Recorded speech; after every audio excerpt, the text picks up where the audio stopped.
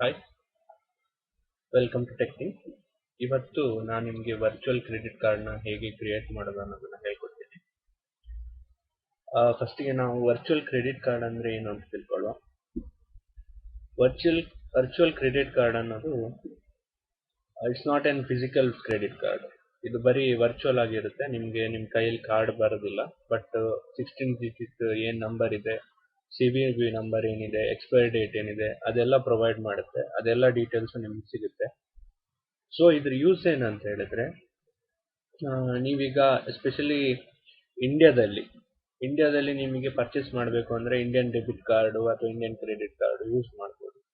But ನೀವು ಅಬ್ರಾಡಿಂದ purchase ಮಾಡಬೇಕು ಅಂತ ಹೇಳಿದ್ರೆ, ಇವಾಗ ಫಾರ್ ಎಕ್ಸಾಂಪಲ್ ಅಮೆರಿಕದಿಂದ ಯಾವ್ದಾದ್ರು ವೆಬ್ಸೈಟಿಂದ ಪರ್ಚೇಸ್ ಮಾಡಬೇಕು ಅಂತಿದ್ರೆ, ಅಥವಾ UK ಅಲ್ಲಿರೋ ವೆಬ್ಸೈಟು ಅಥವಾ ಯಾವುದೇ ಕಂಟ್ರಿ ವೆಬ್ಸೈಟ್ ಇರ್ಬೋದು, ಅದು ಇಂಟರ್ನ್ಯಾಷನಲ್ ಶಿಪ್ ಮಾಡುತ್ತೆ ಅಂತ ಆದರೆ, ಸೊ ಅಲ್ಲಿ ನಿಮಗೆ ಇಂಡಿಯನ್ ಕ್ರೆಡಿಟ್ ಕಾರ್ಡ್ ಅಥವಾ ಡೆಬಿಟ್ ಕಾರ್ಡ್ ಸರ್ವಿಸ್ ಅವರು ಪ್ರೊವೈಡ್ ಮಾಡೋದಿಲ್ಲ. ಸೊ ನಿಮಗೆ ಏನಾಗಬೇಕಾಗುತ್ತೆ ಅಂದರೆ, ಒಂದು ಪೇಪಾಲ್ ಮೇಲೆ ನೀವು ಅವಲಂಬಿತ ಆಗಿರಬೇಕು ಅಥವಾ ಕ್ರೆಡಿಟ್ ಕಾರ್ಡ್ ಇರಬೇಕು. ಸೊ ಇಂಟರ್ನ್ಯಾಷನಲ್ ಕ್ರೆಡಿಟ್ ಕಾರ್ಡ್ ಇದ್ರೆ ನಿಮ್ಗೆ ಏನು ಪ್ರಾಬ್ಲಮ್ ಇಲ್ಲ. ಆದರೆ ಒಂದು ಪ್ರಾಬ್ಲಮ್ ಅಲ್ಲೂ ಇದೆ. ಏನು ಅಂತ ಹೇಳಿದ್ರೆ, ನಿಮ್ದು ಕ್ರೆಡಿಟ್ ಕಾರ್ಡ್ ಅನ್ನ ಡೀಟೇಲ್ಸ್ ಕೊಡ್ಬೇಕಾದ್ರೆ ಎಲ್ರಿಗೂ ಭಯ ಆಗುತ್ತೆ. ಕಾಮನ್ ಆಗಿ ಹ್ಯಾಕ್ ಆಗುತ್ತೆ, ಅಥವಾ ರಿಲಯಬಲ್ ಇರೋ ಸೈಟಲ್ಲಿ ಇಲ್ಲದೆ ಇರೋ ಸೈಟಲ್ಲಿ ನಿಮಗೆ ಕರೆಕ್ಟ್ ಇನ್ಫಾರ್ಮ್ ಆಗೋದಿಲ್ಲ. ಇಲ್ಲದೆ ಇರೋ ಸೈಟ್ ಆಗಿದ್ರೆ ಕೊಟ್ಟಾಗ ಸುಮ್ಮನೆ ಅದ್ರ ಮೇಲೆ ಕಿರಿಕಿರಿ ಆಗುವಂಥದ್ದು, ಪ್ರಾಬ್ಲಮ್ ಆಗುವಂಥದ್ದು ಆಗುತ್ತೆ. ಅದಕ್ಕೆ ಈ ವರ್ಚುವಲ್ ಕ್ರೆಡಿಟ್ ಕಾರ್ಡ್ ಏನು ಅಂತ ಹೇಳಿದ್ರೆ, ನೀವು ಎಷ್ಟು ಬೇಕಾದ್ರೂ ದುಡ್ಡನ್ನ ಹಾಕಿಟ್ಕೋಬಹುದು. ಸಿಮ್ ಕಾರ್ಡಲ್ಲಿ ನೀವು ಪ್ರೀಪೇಯ್ಡ್ ಸಿಮ್ ಕಾರ್ಡಲ್ಲಿ ಹೇಗೆ ದುಡ್ಡು ಹಾಕೋತೀರೋ ಅದೇ ಥರ ಇದರಲ್ಲಿ ಹಾಕಿಟ್ಕೋಬಹುದು. ನಿಮ್ಗೆ ಬೇಕಾದಷ್ಟೇ ಅಮೌಂಟ್ ಹಾಕಿಟ್ಬೋದು. ನೀವೇನಾದ್ರು ಪರ್ಚೇಸ್ ಮಾಡಬೇಕು, ಆ ಪರ್ಚೇಸ್ ಮಾಡೋಂಥ ಪ್ರಾಡಕ್ಟಿಗೆ ಪ್ರೈಸು ನಿಮ್ಗೆ ಆಲ್ರೆಡಿ ಗೊತ್ತಿದೆ. ಸೊ ಅಷ್ಟೇ ಪ್ರಾಡಕ್ಟ್ ಅಮೌಂಟ್ನ ಹಾಕಿಡಿ. ಸೊ ಒಂದೇ ಸಲಕ್ಕೆ ದುಡ್ಡು ಖಾಲಿ ಆಗುತ್ತೆ, ನಿಮ್ಗೆ ಆ ನಂಬರ್ ಕೊಟ್ಟಿರೋದ್ರ ಯಾವುದು ಪ್ರಾಬ್ಲಮ್ಮು ಇರಲ್ಲ. ನೀವು ಬೇಕಾದಷ್ಟು ಕಾರ್ಡನ್ನ ಕ್ರಿಯೇಟಿವ್ ಮಾಡ್ಕೋಬೋದು. ಸೊ ಎಂಟ್ರೋಪೆ ಅನ್ನೋದು ಕ್ರೆಡಿಟ್ ಕಾರ್ಡ್ನ ಪ್ರೊವೈಡ್ ಮಾಡುತ್ತೆ. ಅದಕ್ಕೆ ನೀವು ಏನು ಮಾಡಬೇಕು ಅಂತ ಹೇಳಿದ್ರೆ, ಗೂಗಲಲ್ಲಿ ಎಂಟ್ರೋಪೆ ಅಂತ ಸರ್ಚ್ ಕೊಡಿ. entrope.com ಇದೆ ಫಸ್ಟ್ ರಿಸಲ್ಟ್ ಬರುತ್ತೆ. ಸೊ ಕ್ಲಿಕ್ ಮಾಡಿ.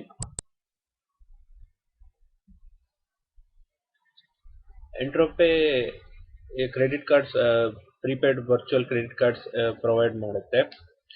ಇದು ಇನ್ ಅಸೋಸಿಯೇಷನ್ ವಿತ್ ವೀಸಾ ಆಗಿದೆ. ಸೊ ವೀಸಾ ಕ್ರೆಡಿಟ್ ಕಾರ್ಡ್ ಸಿಗುತ್ತೆ. ಸೊ ವೀಸಾ ಕ್ರೆಡಿಟ್ ಕಾರ್ಡ್ ಎಲ್ಲೆಲ್ಲ ಅಪ್ಲೈ ಆಗುತ್ತೋ ಅಲ್ಲೆಲ್ಲ ನೀವು ಪರ್ಚೇಸ್ ಮಾಡ್ಬೋದು. ಇದು ಅಬ್ರಾಡ್ ಕಂಟ್ರೀಸ್ ಅಲ್ಲಿ ಮಾತ್ರ ಅಲ್ಲ, ನೀವು ಯಾವುದೇ ವೆಬ್ಸೈಟಲ್ಲಿ ಕ್ರೆಡಿಟ್ ಕಾರ್ಡು ತಗೋತಾರೋ ಆ ಸೈಟಲ್ಲೆಲ್ಲ ನೀವು ಯೂಸ್ ಮಾಡ್ಬೋದು. ಸೊ ಇಲ್ಲಿ ಬಂದಮೇಲೆ ನೀವು ಸೈನ್ ಅಪ್ ಒತ್ತಿ.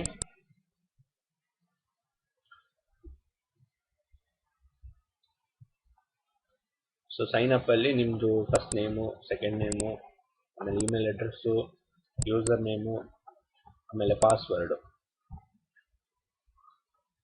ಡೇಟ್ ಆಫ್ ಬರ್ತ್, ಇದನ್ನೆಲ್ಲ ಕೊಟ್ಟು ಗೆಟ್ ಯುವರ್ ಕಾರ್ಡ್ ಅಂತ ಕೊಟ್ಕೊಳ್ಳಿ ಸೈನ್ ಅಪ್ ಆಗುತ್ತೆ.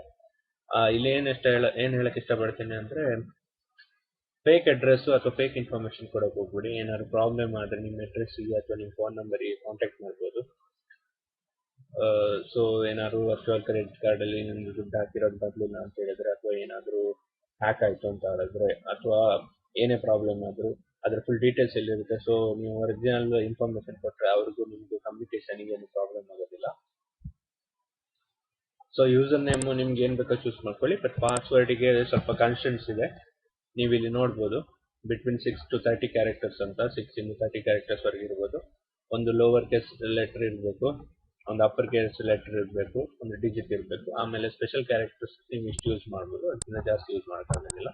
ಸಾರಿ, ಇಲ್ಲಿ ನೋಡಿ, ನನ್ನ ಹತ್ರ ಆಲ್ರೆಡಿ ಅಕೌಂಟ್ ಇದೆ. ಸೊ ನಾನು ಸೈನ್ ಇನ್ ಆಗ್ತೀನಿ.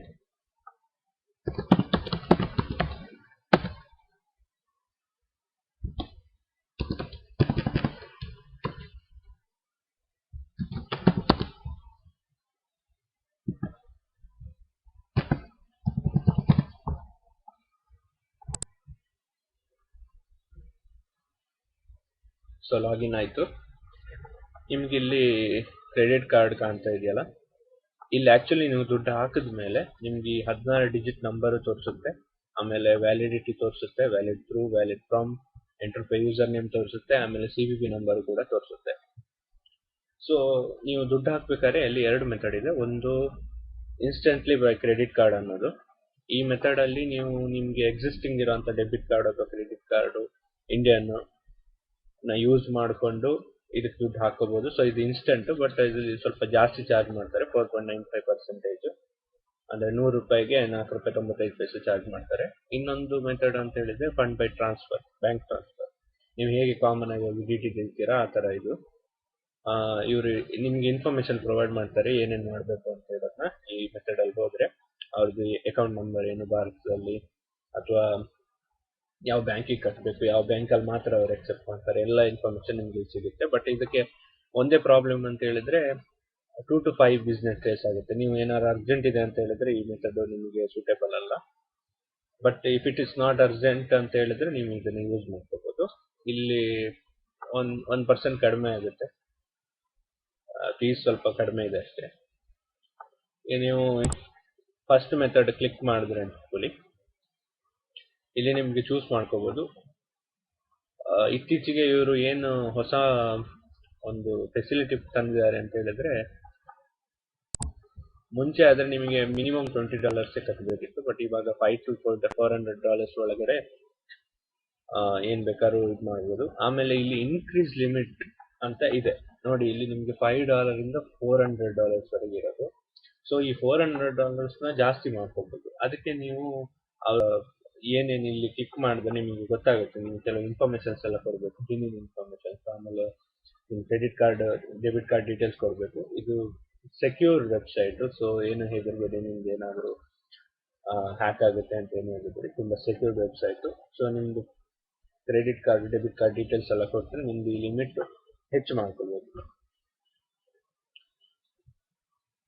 ಸೊ ಇಲ್ಲಿ ನೀವು ಬೇಕಾದ ಅಮೌಂಟ್ನ ಹಾಕ್ಕೊಂಡು, ಇದು ನಿಮ್ಮ ಅಮೌಂಟ್ ಪ್ಲಸ್ ಅವ್ರು 4.95% ಏನು ಚಾರ್ಜ್ ಮಾಡ್ತಾರೋ ಅದು ಆ್ಯಡ್ ಆಗುತ್ತೆ.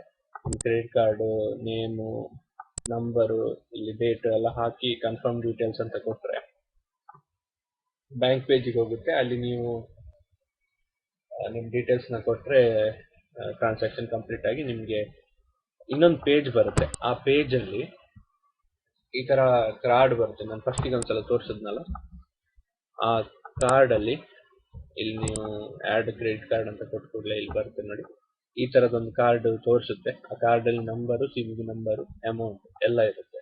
ಸೊ ಅದನ್ನು ನೀವು ಎಲ್ಲೇ ಪ್ರೊವೈಡ್ ಮಾಡಿದ್ರು, ಯಾವುದೇ ಇಂಟರ್ನ್ಯಾಷನಲ್ ವೆಬ್ಸೈಟಲ್ಲಿ ಪ್ರೊವೈಡ್ ಮಾಡಿದ್ರು ಅದು ಟ್ರಾನ್ಸಾಕ್ಷನ್ ಆಗುತ್ತೆ. ಸೊ ನೀವು ಸ್ವಲ್ಪ ಹುಷಾರಾಗಿರ್ಬೇಕು. ಏನಂತ ಹೇಳಿದ್ರೆ, ಇಂಡಿಯನ್ ಬ್ಯಾಂಕ್ಸ್ ಅಲ್ಲಿ RBI ಏನು ಮ್ಯಾಂಡೇಟರಿ ಅಂತ ಮಾಡಿದೆ 3D ಸೆಕ್ಯೂರ್ ಕೋಡ್ ಅನ್ನೋದು, ಅದು ಈ ಕ್ರೆಡಿಟ್ ಕಾರ್ಡ್ ಅಲ್ಲಿ ಇರೋದಿಲ್ಲ. So 16 digit number plus CVV number plus valid thru 3 number ಸಿಕ್ಬಿಟ್ಟು ಅಂತ ಹೇಳಿದ್ರೆ ನಿಮ್ದು ಕಾರ್ಡಿಂದ ಟ್ರಾನ್ಸಾಕ್ಷನ್ ಮಾಡ್ಕೋಬಹುದು. ಸೊ ಎಷ್ಟು ಬೇಕೋ ಅಷ್ಟೇ ಅಮೌಂಟ್ ಹಾಕಿಟ್ಕೊಳ್ಳಿ, ತುಂಬಾ ಹೆವಿ ಅಮೌಂಟ್ ಎಲ್ಲ ಹಾಕೋಕೆ ಹೋಗ್ಬಿಡಿ. ಯಾಕಂದ್ರೆ 3D ಸೆಕ್ಯೂರ್ ಕೋಡ್ ಇರೋದಿಲ್ಲ. ಇಂಡಿಯಾದಲ್ಲಾದ್ರೆ ಇದು 3 ಗೊತ್ತಿದ್ರು ನೆಕ್ಸ್ಟ್ ಪೇಜಲ್ಲಿ ಒಂದು ನಿಮ್ಮ ಪರ್ಸನಲ್ ಪಾಸ್ವರ್ಡ್ ಇರುತ್ತೆ, ಅದನ್ನ ನೀವು ಕ್ಲಿಕ್ ಮಾಡದೆ ಹೋಗೋಕ್ಕಾಗೋದೇ ಇಲ್ಲ. ಸೊ ಟ್ರಾನ್ಸಾಕ್ಷನ್ ಆಗೋದಿಲ್ಲ. ಸೊ ಇಲ್ಲಿ ಸ್ವಲ್ಪ ಕೇರ್ಫುಲ್ ಆಗಿರಿ.